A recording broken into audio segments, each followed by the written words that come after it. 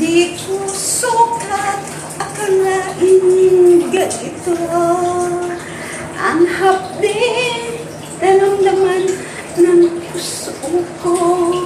Ano bang mayroon siyang wala ako, at siya ay naakit sa'yo.